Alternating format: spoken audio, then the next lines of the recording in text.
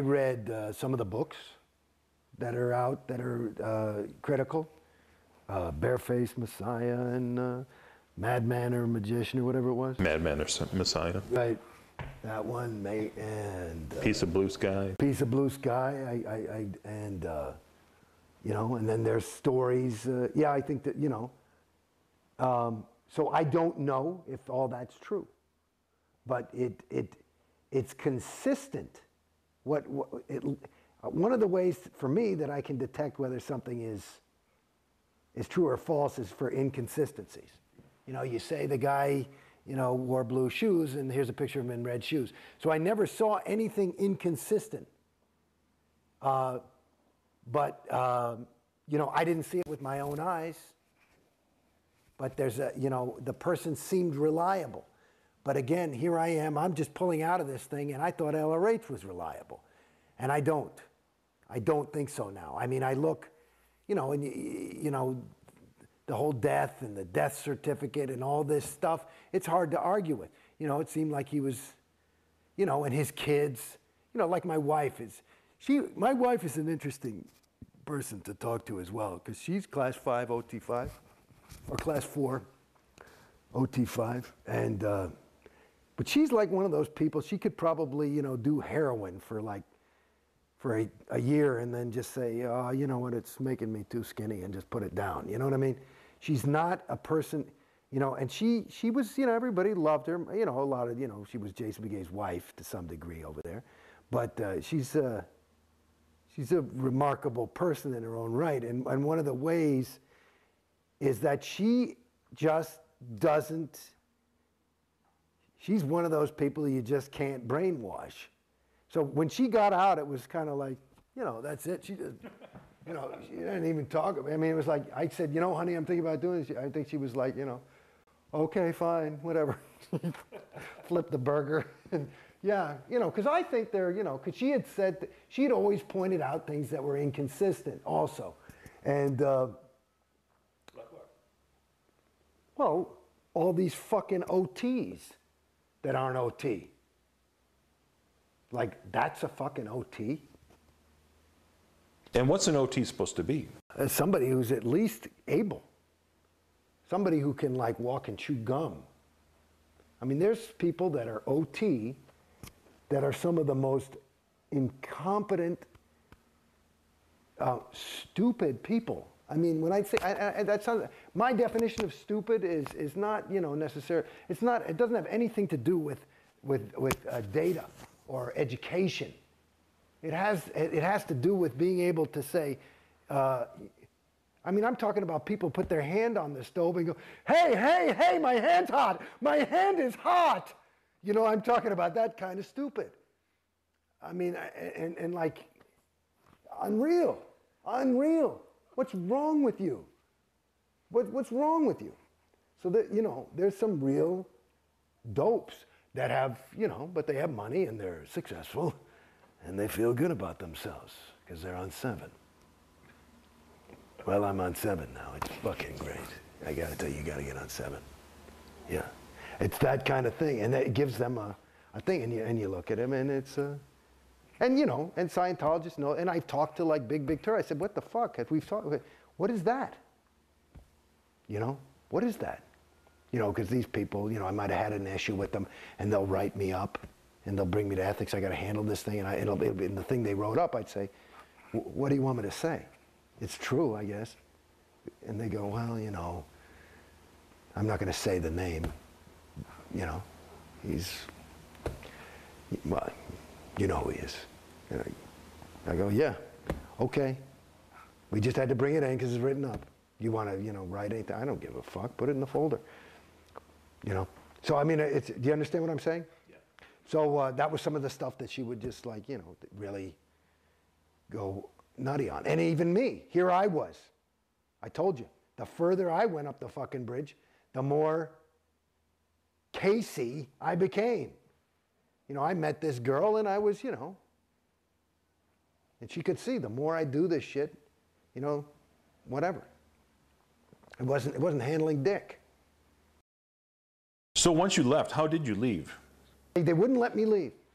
They just kept saying no, no, no, no, no, no, no. And so I said, okay, give me my money back. And that what I had was, money on account. And per their policy, if you ask for your money, that was it. And they did give it back? They gave my wife's money back. They offered to give me my money back.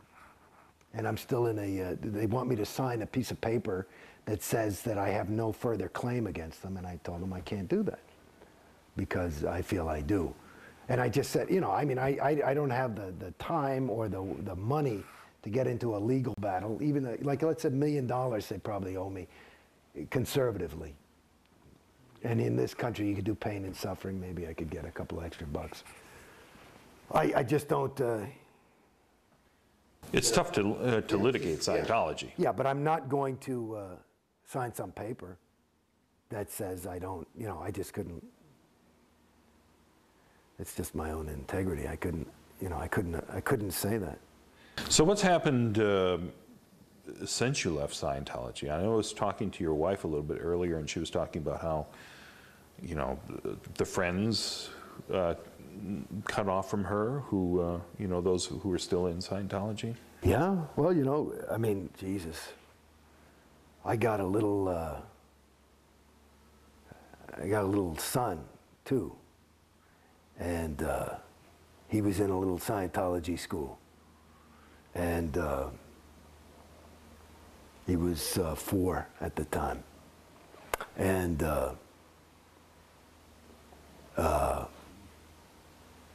no school was started. We moved, so we're in the process of moving. So it was and moving to we moved to this big property out here. It's a big different thing, and it's a long way away, and they kicked him out of school. It was a Scientology school. No, yeah, they kicked him out. So he had nothing to do, and it fucked him up because he had, why can't I see my friends? And that was all his friends. And, and this was a time when, Mom and Dad were really busy. I'm working. We've got a little tiny infant at the time, and we're moving to an enormous thing. And plus, this whole place you're in was under construction. There was a period we were in one of those Airstream type of things, and nothing for him to do. And that was so that was one. So yeah, our friends. I knew I could see I was pulling away. So I'm kind of an antisocial personality anyway. So I don't really hang around people, But my wife, with the kids and stuff. I remember there's a girl, a wonderful girl, Kelly Daniels, terrific chick, and she found out, some ethics person told her, and she just was inconsolable, So I know there were a lot of broken hearts on the other side, and now there's not. I saw some fucking kid like that I hardly know, I do voiceovers too. So I went to a voiceover, and there was some kid from Scientology. And like usually if I'd see him at a voiceover, I'd be, hey, Jason, And he went, and I just said, you fucking punk.